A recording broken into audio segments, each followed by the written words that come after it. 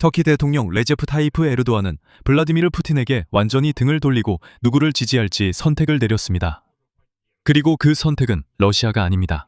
지금 이 순간 터키는 2019년에 도입한 러시아산 S-400 지대공 미사일 시스템을 처분하려 하고 있습니다. 이렇게 해서 에르도안은 워싱턴과 완전히 화해하고 미국으로부터 5세대 스텔스 전투기 F-35를 얻으려 하고 있습니다. 하지만 중요한 점은 에르도안이 블라디미르 푸틴에게 전쟁을 끝내도록 압박하기 위해 모든 채널을 동원하겠다고 강하게 밝힌 것입니다.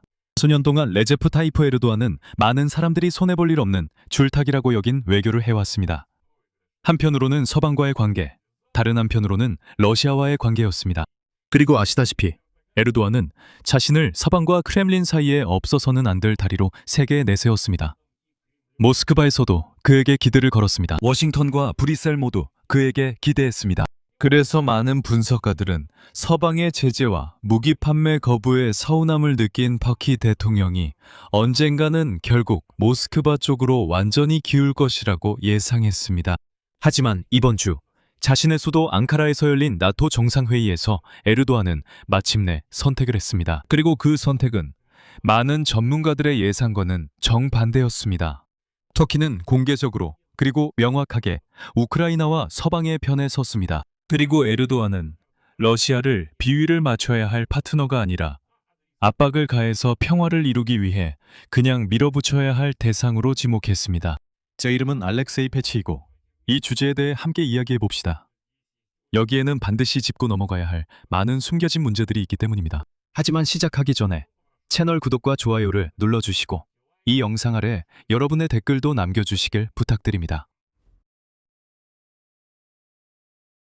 자, 오늘 터키가 2019년에 러시아에서 구입한 S-400 방공미사일 시스템을 완전히 처분한다는 소식이 나왔습니다. 하지만 여기서 모든 것을 차근차근 살펴봅시다. 왜냐하면 앙카라의 S-400 판매는 빙산의 일각에 불과하기 때문입니다.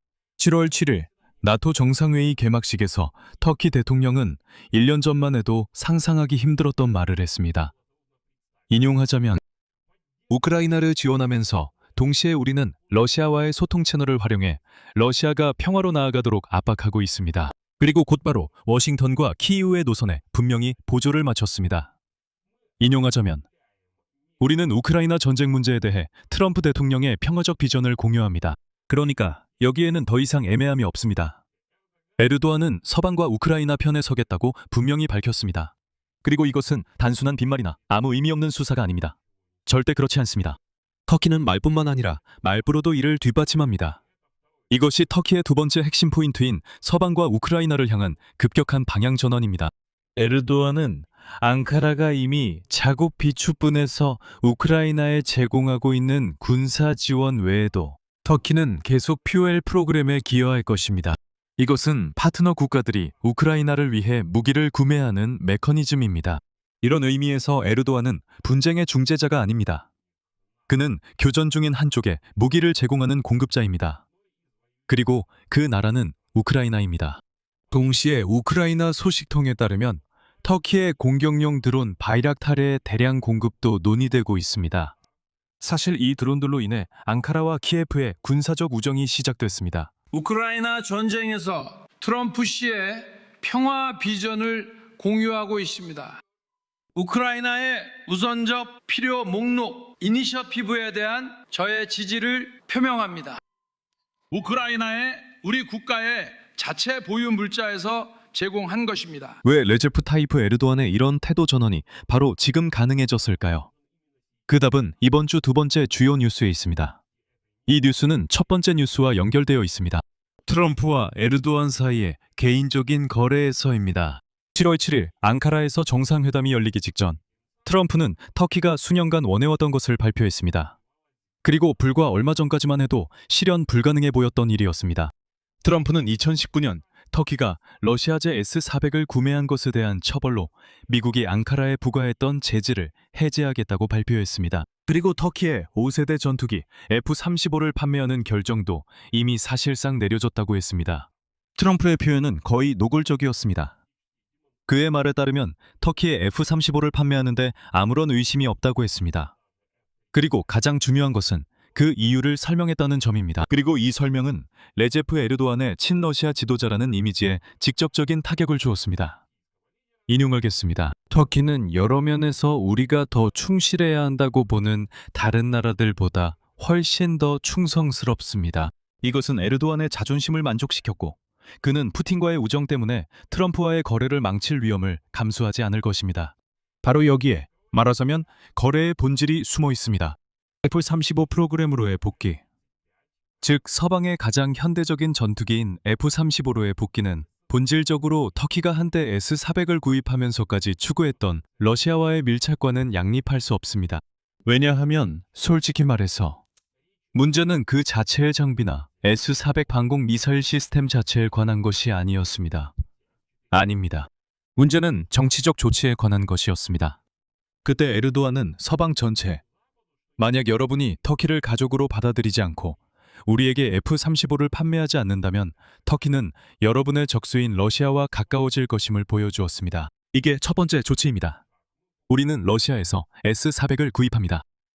하지만 그때 미국은 이에 대해 침묵하지 않았습니다. F-35 거래에 대한 핵심 법적 장애물은 2020년 미국 법으로 앙카라가 러시아 방공 시스템을 보유하고 있는 한 F-35 판매를 금지하고 있습니다. 즉 F-35의 대가는 러시아 무기를 포기하는 것입니다. 그리고 지금 관찰자들이 주목하는 또 다른 점도 있습니다. 이전에 터키의 S-400을 우크라이나에 넘기려던 계획은 실현되지 않았고 이제는 가능성이 낮은 것으로 여겨집니다. 도널드 트럼프와 레제프 타이프 에르도안 모두 러시아 시스템을 우크라이나로 보내는 것에 반대할 가능성이 높기 때문입니다. 하지만 협상의 방향성 자체는 너무나도 분명합니다. 터키는 러시아에 대한 국방 의존에서 미국에 대한 의존으로 옮겨가고 있으며 그 대가로 F-35뿐만 아니라 자국 전투기 카하위안 엔진도 받게 됩니다. 결국 터키는 워싱턴과 완전히 화해하고 5세대 스텔스 전투기 F-35를 받기 위해 현재 이 러시아산 S-400 지대공 미사일 시스템을 처분하려 하고 있습니다. 앙카라는 이미 모스크바에 이 무기들을 제3국에 재판매하는 것에 대한 동의를 요청했으며 터키 언론 후리읒에 따르면 그 제3국은 아랍에미리트 또는 카타르가 될 수 있습니다. 앙카라는 이번 주 열린 나토 정상회의를 앞둔 지난주에 이 제안을 내놓았습니다. 몇 달 전 레제프 타이프 에르도안 대통령은 S-400 시스템을 러시아에 반환할 것을 제안했지만 터키 관리들에 따르면 이 아이디어는 지지를 받지 못했습니다. 즉, 러시아인들은 S-400을 다시 원하지 않았다는 뜻입니다. 터키는 또한 미국에 이 방공 미사일 시스템에 대한 강도권을 넘기는 대신 예외적인 상황에 대비해 미사일은 자국에 보관하겠다고 제안했습니다. 앙카라의 생각에 따르면 이렇게 하면 S-400이 수집하는 데이터가 F-35의 스텔스 성능을 위협할 수 있다는 우려를 해소할 수 있었을 것입니다. 하지만 워싱턴은 이에 만족하지 않았습니다. 미국은 아니요, 완전히 처분해야 합니다. 터키에 러시아산 장비가 없어야 합니다. 라고 했습니다. 한편 휘리에트 신문의 기자 압돌 카디르 살비는 금요일에 자신이 수집한 정보에 따르면 S-400 시스템 이미 제3국에 판매되었으며 거래에 대한 발표가 오늘이나 내일 있을 것이라고 썼습니다. 구매자는 페르시아만에 위치한 국가 중 하나라고 합니다. 크렘림에서는 오늘 S-400과 관련해 터키와 접촉 중이라고만 간단히 밝혔습니다. 다음은 크렘린 대변인 딤카 페스코프의 발언을 인용하겠습니다. 여기서 제가 한 가지 말씀드릴 수 있는 것은 이 주제는 극도로 민감한 분야에 속한다는 점입니다. 이 문제에 대해 우리는 터키 측과 접촉이 있었고 앞으로도 이러한 접촉을 계속할 것입니다. 이상입니다. 그런데 트럼프와 에르도안의 이런 밀착에 가장 크게 분노한 사람은 누구였을까요? 바로 여기서 의미 있는 전환점이 나타납니다. 불만을 가진 쪽은 크렘린뿐만 아니라 이스라엘도 마찬가지였습니다. 네타냐후는 폭스뉴스 방송에서 공개적으로 도널드 트럼프에게 F-35 전투기를 앙카라에 판매하지 말라고 촉구하며 그런 무기를 제공해서는 안 된다고 밝혔습니다. 인용하자면 무슬림 형제단에 감염된 정권이라고 하며 에르도안은 이스라엘의 파괴를 공개적으로 촉구하는 인물이라고 말했습니다. 트럼프는 가장 가까운 동맹국의 반대를 거부했으며 이는 에르도안의 선택이 얼마나 중대했는지 보여주는 증거입니다. 그는 터키를 서방 군사블록에 매우 밀접하게 편입시켰고 이제는 이스라엘 총리가 앙카라의 나토 내 영향력 강화에 대해 경고를 하고 있습니다. 이제 에르도안의 이 발언이 어떤 배경에서 나왔는지 살펴보겠습니다. 왜냐하면 이번 나토 정상회의 전체가 서방이 우크라이나 쪽으로 기울고 있음을 보여주는 장면으로 변했기 때문입니다. 이날의 주요 행사는 도널드 트럼프와 볼로디미르 젤렌스키 대통령의 만남이었고 그 결과 키이우는 가장 큰 이득을 안고 돌아갔습니다. 트럼프는 미국이 우크라이나에 패트리엇 방공 시스템 생산 라이선스를 제공한다고 발표했습니다. 바로 그 무기, 볼로디미르 젤렌스키가 수년간 얻으려고 애썼던 무기이며 우크라이나의 무기고에서 러시아의 탄도미사일을 격처할 수 있는 유일한 수단으로 남아있는 무기입니다. 트럼프의 이 발언은 우리는 여러분에게 패트리엇을 만들 권리를 줄 것입니다. 만드는 방법도 보여주겠습니다. 라고 말했을 때 모든 뉴스 기사에 퍼졌습니다. 그러면 이제 우리가 충분히 주지 않는다고 더 이상 불평할 수 없을 겁니다. 이것은 방어용 무기이며 저는 공격용 무기보다 이 무기가 더 마음에 듭니다. 그리고 이것이 유일한 방향 전환의 신호는 아니었습니다. 앙카라에서 열린 나토 정상회의 최종 선언문에서 유럽 동맹국들과 캐나다는 2026년에 우크라이나에 최소 700억 유로의 군사 지원을 약속했고 2027년에도 같은 규모의 지원을 약속했습니다. 상징적으로 금액이 달러가 아니라 유로로 명시된 것도 의미가 있습니다. 이는 재정적 부담을 유럽이 떠맡고 있다는 점을 강조하는 것이죠. 더 나아가 나토 정상회의 선언문에서는 처음으로 우크라이나를 유럽 대서양 지역 안보의 기여자로 명시했습니다. 전문가들이 지적하듯이 이것은 국가의 나토 가입 가능성을 평가할 때 고려되는 기준 중 하나라는 의미입니다. 볼로디미르 젤렌스키는 또한 정상회의 현장에서 네덜란드, 덴마크, 에스토니아와 이른바 드론 협정을 체결했습니다. 그리고 네덜란드 총리 롭 예트는 우크라이나에 대한 인식의 변화를 다음과 같이 표현했습니다. 인용하자면 예전에는 모두가 유럽과 나토가 우크라이나를 위해 무엇을 할 수 있는지 물었습니다. 이제는 유럽이 블라디미르 푸틴으로부터 오는 위협에 맞서기 위해 우크라이나로부터 무엇을 배울 수 있는지 물어볼 때입니다. 그렇다면 러시아는 어떨까요? 러시아는 터키에서 열린 이번 정상회담에서 수십 년 동안 크렘린의 반쯤 우호국으로 여겨졌던 터키에서 기대할 수 있었던 것과는 정반대의 결과를 얻었습니다. 레제프 타이프 에르도안의 주재하에 채택된 최종 선언문에서 나토 지도자들은 러시아가 유럽 대서양 공동체의 장기적인 위협이 된다고 명확히 밝혔습니다. 그리고 바로 그 푸틴의 친구로 여겨졌던 에르도안이 러시아를 주요 위협으로 선언한 이번 정상회담을 주재했습니다. 하지만 솔직히 말해서 에르도안이 정말 원했다면 그 표현을 좀 더 완화할 수도 있었을 겁니다. 하지만 아마도 원하지 않았던 것 같습니다. 이 모든 것을 종합하면 레제프 타이프 에르도안이 실용적으로 분명한 방향 전환을 했다는 의미입니다. 그는 중립적 가교도 더더욱 모스크바의 동맹국도 되지 않았습니다. 그는 F-35를 제공하고 터키 전투기 카한의 엔진 제재를 해제해주며 나토에서 핵심적이고 대체 불가능한 역할을 부여하는 쪽을 선택했습니다. 그리고 그 대가로 우크라이나에는 자국의 무기 비축분과 휴열 프로그램을 통해 무기를 제공하고 러시아에는 자신이 말한 대로 압박 채널을 제공하고 있습니다. 여기서도 정직하게 말하고 모든 것을 흑백으로만 보지 않는 것이 중요합니다. 절대 그렇게 해서는 안 됩니다. 터키의 선택에는 그들만의 특수성이 있습니다.